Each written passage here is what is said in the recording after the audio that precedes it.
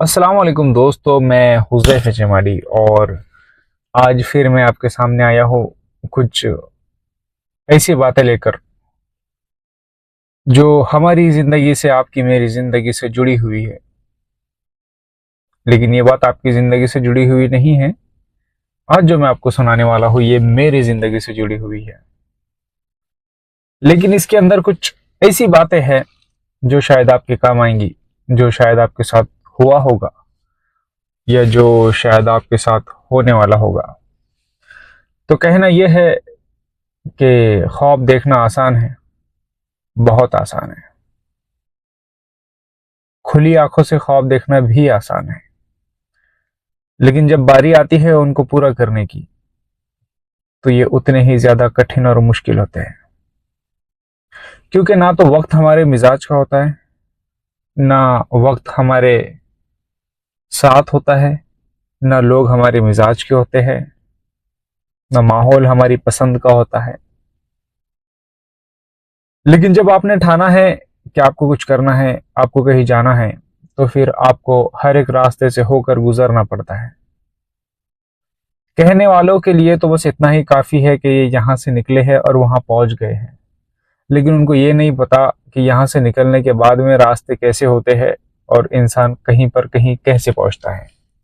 आज के इस वीडियो में मैं आपको एक ऐसी बात सुनाने वाला हूं जो मेरे साथ, ये मेरा तजुर्बा है। मतलब ये, इससे मैंने बहुत कुछ सीखा है और ये एक्चुअल में हुआ है, क्योंकि शायद ये वीडियो वो इंसान भी देख रहा होगा जो भी इसमें इन्वॉल्व है।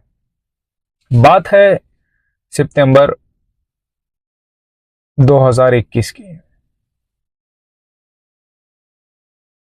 नहीं सॉरी, बात है 2021 नहीं, बात है सितंबर 2019 की। सितंबर 2019 में मेरी मुलाकात हुई है गुजराती से। क्योंकि सितंबर जुलाई में मेरा फार्मेसी का लाइसेंस आया था, और उसके बाद में मैं एक अपने सफर पे निकला कि चलो इस फील्ड में कुछ करते हैं। तो ऐसी काम की तलाश में किसी एक गुजराती से मुलाकात हुई।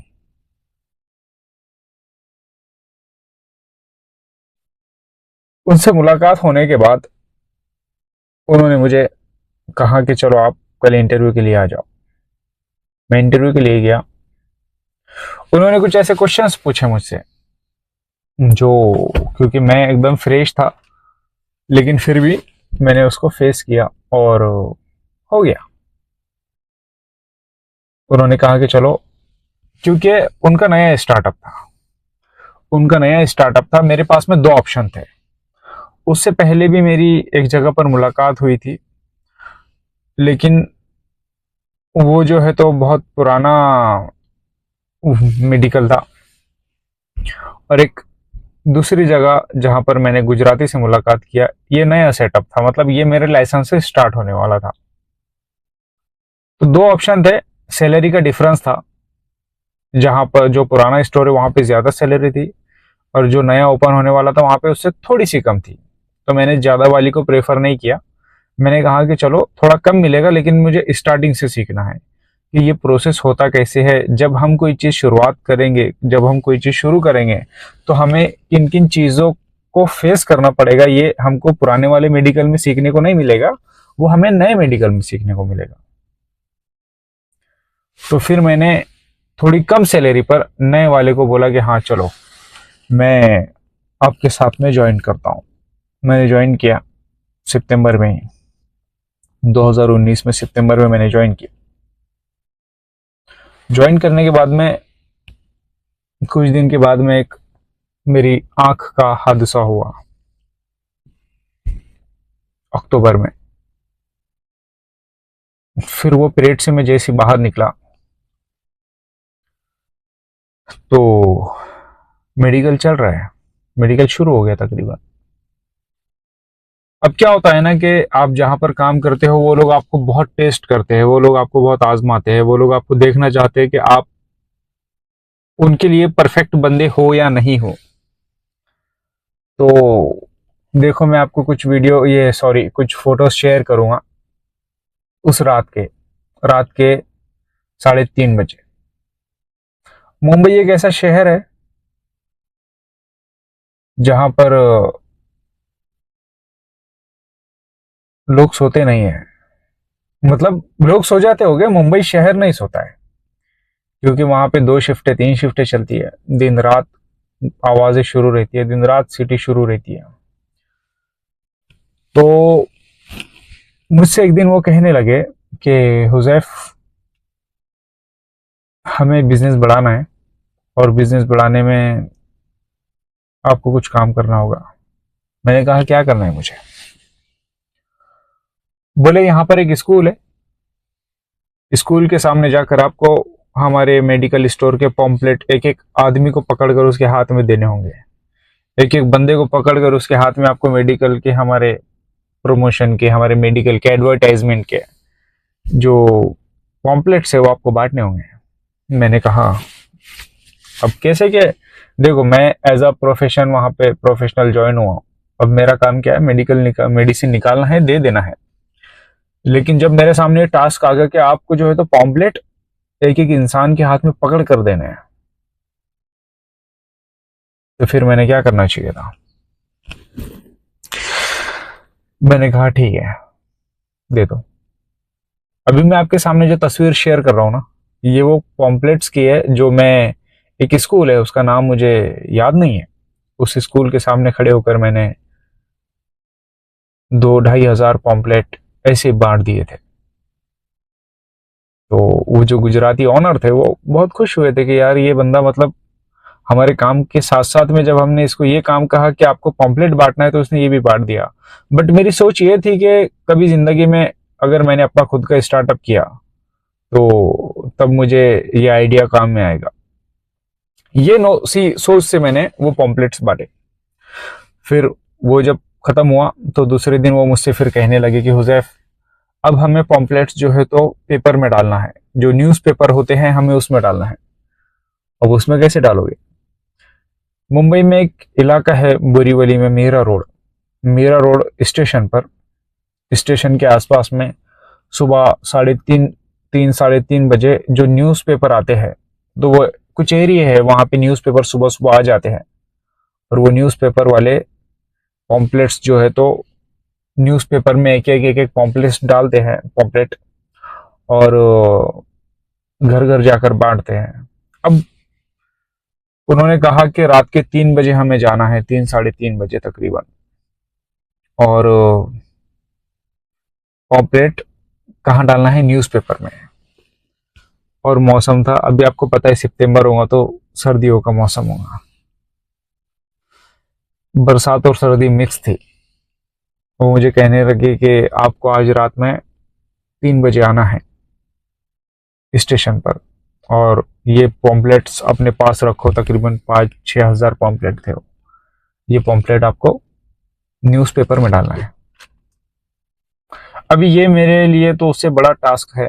पहले तो मैंने दिन में किसी स्कूलों के पास जा जाकर वो बांटे या पॉम्पलेट बांटे, तो मुझे बड़ा मजा आया उसमें, वो काम में, कि चलो मतलब मैंने एक्स्ट्रा एक्टिविटी किया और ये मुझे काम में आएगी किसी दिन जब मैं कुछ अपना स्टार्टअप करूंगा तो इसी तरीके से करूंगा, क्योंकि वो गुजराती का माइंड होता है।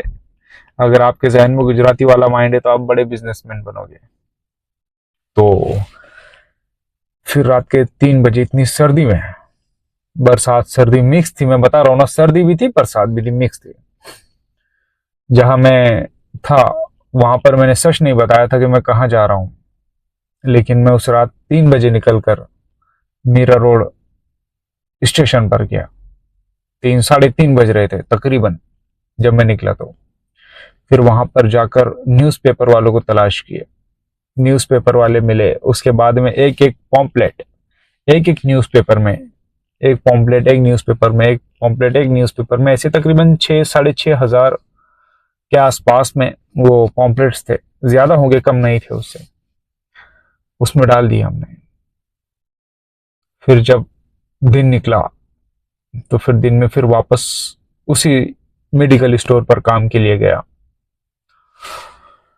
तो उससे बहुत ज्यादा कस्टमर आए, बहुत सारे लोग कॉल कर रहे हैं कि हमने आपका ऑफर देखा है, हमने आपके, क्योंकि पॉम्पलेट जब बनते हैं तो उसके ऊपर ऑफर लिखे जाते हैं कि आपको इतना ऑफर मिलेगा, आपको ये मिलेगा, वो मिलेगा। तो वो एक्टिविटी करने के बाद में बिजनेस में बहुत ग्रोथ हुआ उनके, बहुत ग्रोथ हुआ, क्योंकि उनको नए कस्टमर मिले, उनको नई लीड मिली, बहुत सारे लोग नए आए उनके पास में। और उसके बाद में उनका मेडिकल स्टोर जो है तो बड़ा जबरदस्त चलने लगा। फिर उसके 6 महीने के बाद मुझे एक उससे अच्छा ऑफर मिला, उससे अच्छा मुझे ऑफर मिला। तो उससे 6 महीने के बाद मैंने उनसे बात की कि मुझे, मेरे पास में जो अभी ऑफर है वो आपसे काफी बड़ा है। तो फिर वो भी बहुत अच्छे इंसान थे, उन्होंने भी मुझे छोड़ दिया कि जाओ हुज़ैफ, आपको अगर आपकी ग्रोथ है, अगर आपको तरक्की मिल रही है और आप कहीं और जाना चाहते हो तो आप जा सकते हो। तो फिर मैं वहां से निकल गया। लेकिन आज भी उसके कुछ दिन बाद और फिर मैं उस जगह पर गया तो वो लोग फिर से मेरे साथ ऐसे रहे, ऐसे मिले जैसे अभी भी मैं उनके पास ही काम करता हूँ। मतलब मेरे जाने से उन्हें तकलीफ तो हुई है थोड़ी, ऐसा फील तो हुआ है कि यार हुज़ैफ ने जाना नहीं चाहिए हमारे पास से। लेकिन जब हमारे पास में नेक्स्ट अच्छी अपॉर्चुनिटी है, उससे काफी बेहतर, तो फिर हमें जाना होता है। जिंदगी इंसान को कभी एक जगह रोक कर नहीं रखती, उसके पास में नई नई चीजें आती है, नए नए ऑफर आते हैं, उससे आगे बढ़ना पड़ता है। तो बताने का मकसद इसमें यह था कि कभी किसी काम को छोटा मत समझना, कभी किसी काम को ये मत समझना कि मैं ये नहीं कर सकता। जब मैं पॉम्पलेट बांट रहा था तो मेरे बहुत सारे पहचान वाले लोग वहां पे आ रहे थे और बोल रहे थे हुज़ैफ क्या कर रहे हो। मैं कह रहा था हाँ मैं पॉम्पलेट बांट रहा हूँ। मेरी सोच में ये नहीं था कि ये पॉम्पलेट किसी और के है, मैं ये सोच के बांट रहा था कि जब मुझे बांटने होंगे अपने खुद के बिजनेस के तो मैं किस तरीके से बांटूंगा। मैं जब न्यूज़पेपर रात में 3:30 बजे डालने के लिए गया पॉम्पलेट न्यूज़पेपर में, तो मैंने ये सोचकर नहीं किया कि मैं किसी और के लिए जा रहा हूं। मैंने कहा कि नहीं, अगर मुझे जरूरत पड़ेगी किसी दिन तो मैं कैसे करूंगा। तो जिंदगी का हर काम इसी तरीके से करना, चाहे आप कहीं पर भी काम कर रहे हो, इस तरीके से काम करो कि जब आप खुद अपना बिजनेस शुरू करो तो आपको इस दौर से गुजरना होगा, आपको इस रास्ते से गुजरना होगा। तो आप उस रास्ते में, उस सफर में जल्दी कामयाब हो जाओगे। वरना अगर आप ये सोचोगे कि नहीं ये किसी और का काम है, खल्ली बल्ली डालो इधर उधर कैसे भी करो, तो फिर जब आप आपका खुद का काम शुरू करोगे तो आप उस तरीके से नहीं कर पाओगे। तो ये जिंदगी में बहुत जरूरी है, चाहे आप कहीं पर भी काम कर रहे हो, ऐसे काम करो जैसे आपका खुद का है, तो फिर आपके खुद के मालिक बनोगे आप। अगर आप खुद सही से नहीं करोगे तो आपके अंदर मालिक बनने वाली क्वालिटी नहीं है, आपकी सोच नौकर वाली ही रहेगी हमेशा। बस यही कहने के लिए आया था। फिर मिलूंगा आपसे किसी और वीडियो में किसी और टॉपिक के साथ में, तब तक के लिए बाय बाय, अल्लाह।